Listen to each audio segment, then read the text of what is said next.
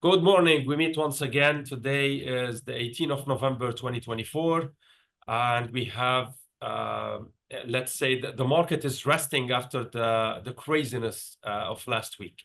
Nour, we noticed that the dollar index has been going up lately has been hiking up, actually. It's not jumping. And we reached the levels where we can feel like there is a correction, at least.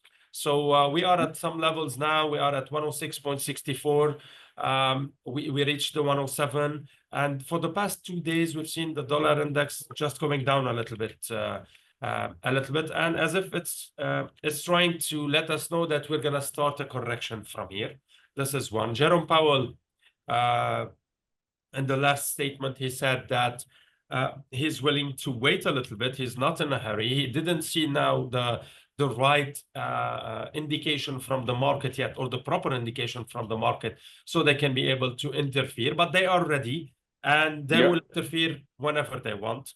At the same time, we've noticed that, or at least I'm trying to understand whatever's happening in the market. It feels like that Powell has a couple of intervention, or he can interfere in the market a couple of times, and he doesn't want to go and enter the market and change anything in the market without being 100% sure before Trump comes in, because he doesn't know if Trump is gonna start acting quickly or he's gonna take his time, and all of that is gonna affect the market hugely. And that is affecting the gold, all indices, and the rest of the currencies. We're gonna speak on each one of them alone. Just tell me about the dollar at the beginning, and then we continue. I mean, it's not something that I would be surprised, especially that the recent data is still supporting the Federal Reserve not to be in a rush in cutting rates. Last week we've seen inflation data. Although the good thing is inflation did not actually come up; it's just basically slowing down, continued, but in a slower pace. So that's from one side. Economic data, so far we're still seeing a solid economy. We're still seeing much better than expected data, including also the retail sales, which was also came in on the positive side. So this is why basically estimates, or the Fed funds futures, went down from a possibility of 80% of cutting rates in December towards maybe around, currently is about like 60 to 65%. It might even go even lower if we keep getting much better than expected data. So that's from one side. The other side, Jerome Powell knows how maybe the new administration will affect the economy, but this will take time.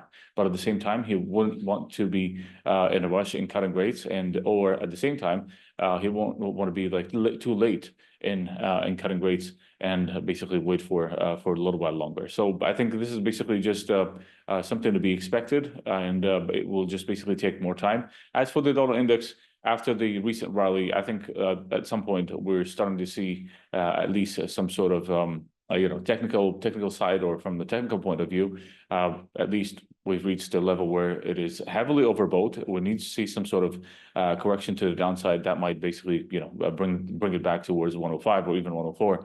That is a possibility, but don't expect much from the Federal Reserve anytime soon until we see something that is basically totally changed the outlook, which is not going to happen at least until the new administration gets sworn in January.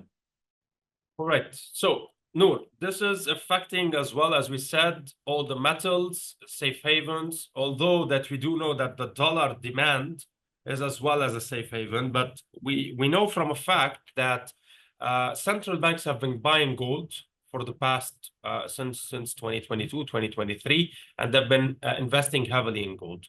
Definitely not to get rid of the dollar, but at least this is a hedging technique that we all know about.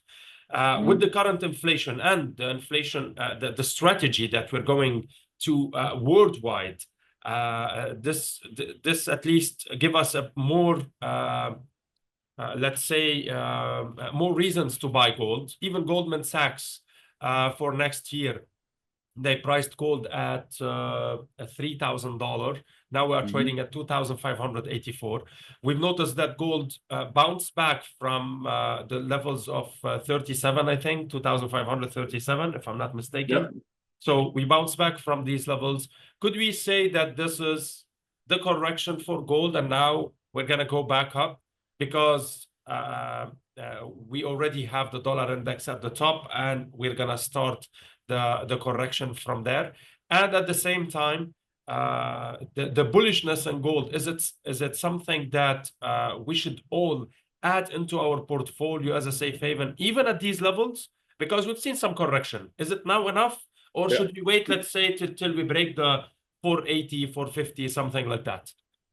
I mean, there's something to be expected of when, after the elections, it was basically before the elections, markets were pricing in the next administration way in advance, meaning the markets were expecting Donald Trump to be the next president, and they were right.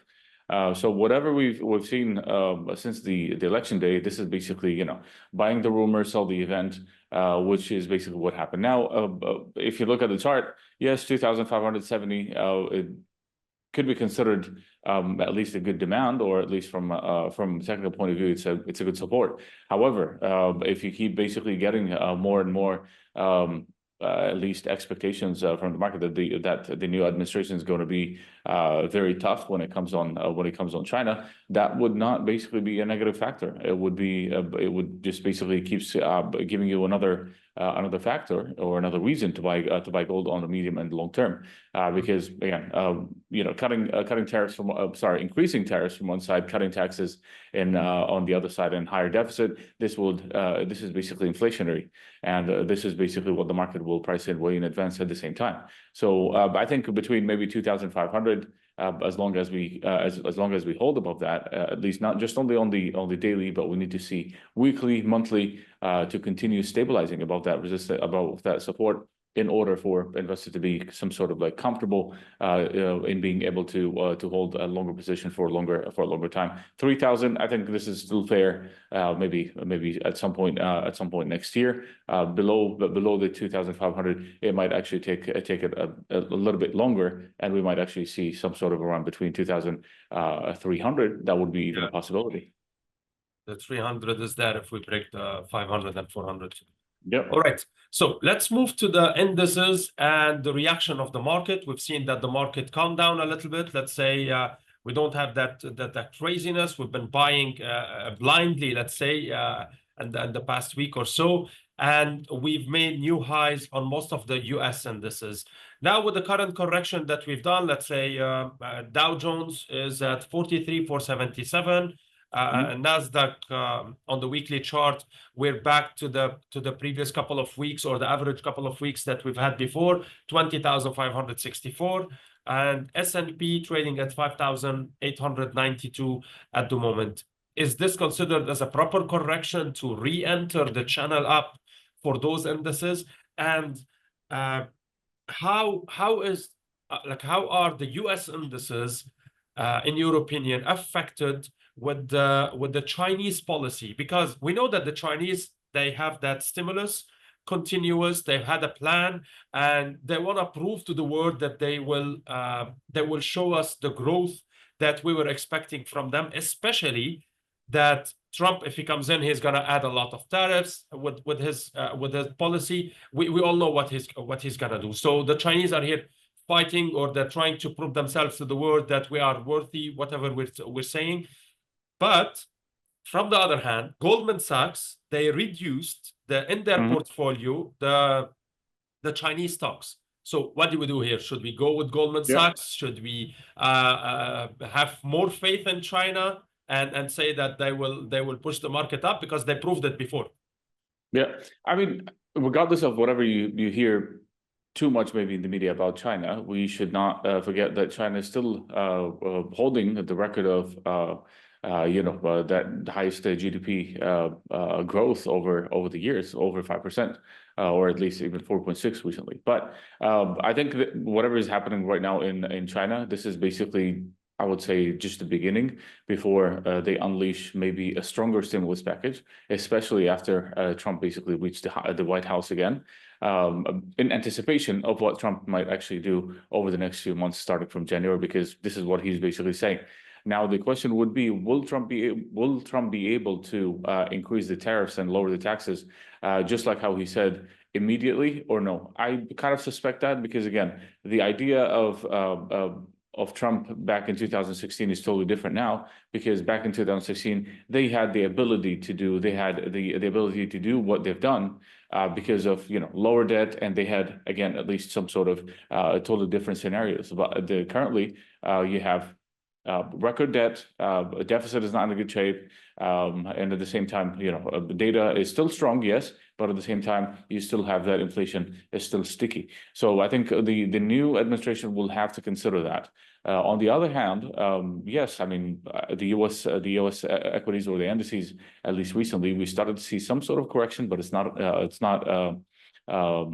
considered that big of a deal, because we're down about like 2-3% from the high after a rally of more than 10% or continuous 10%. On the other hand, I still feel that Asia or China's indices are still very attractive compared to the U.S. I mean, the U.S. are currently at record high. Would you be interested in buying an asset at record high, this high? I wouldn't be, but I would be looking for somewhere else, at least in Asia, in China. On the other hand, the stimulus package that they've announced, it's still, I would say, it is nothing compared to what they will have to do, given the fact that Donald Trump is coming with a very tough agenda. It's pending whether Trump will be able to implement that agenda in full in a very short period of time or not. Yeah, exactly. All right. So if we wanna move as well quickly to oil, we didn't talk about oil, and we've noticed that we're back at the same levels for U.S. oil. So is this a good support again? At the same time, we've seen that the geopolitical tension is still the same. The U.S. is allowing now, I think, Ukraine to use their direct, let's say, missiles and systems. So it's like the U.S. is still empowering Ukraine. Europe is not happy so much because they're paying all the costs. The NATO is not in the best situation. Between Israel, Lebanon, and Palestine, we still have the same thing. Plus, we are expanding a bit more. That geopolitical tension is still there, okay? But oil is not moving because we didn't hit anything between Iran and Israel regarding the oil factories or refineries. So, okay, understandable. But what about the fact that the demand? What's happening to the demand? What's happening to the support levels of oil? It's too cheap. I mean, OPEC plus a few days ago, and also plus the IEA, they published multiple times that the demand is basically lower than it used to be before. That is again, it's understandable. Geopolitical tensions might basically help, but at the same time, don't forget, oil has been trading within the same range, and OPEC plus is trying to set the floor at $70 when it comes to Brent crude. Now they're supposed to increase their oil production again next month, but this might not actually happen again, because if they do so, that's going to basically put more pressure on oil. So you still have to wait and see more data, at least to give us more clues. But as long as OPEC plus keeps defending that $70, I don't see why anyone would bet against OPEC plus, which succeeded in setting up the floor multiple times. So I think but this is basically another reason why we should not basically just jump into conclusions what they want to do, because they've changed the policy multiple times. From trying to increase back in October and even in September, and then they delayed it until December. Now they're talking about January. So I think oil is still strong as long as you have the $70 at least from Brent side. The geopolitical tension from another side, which needs to be kept in mind at least until January, because from now until January, there's a lot can be changed when it comes to the war in the Middle East. All right, thanks a lot, Nour. For all the attendees, I would like you to be very careful and implement all the risk management tools that we discussed before, and have a good trading week. Have a good week.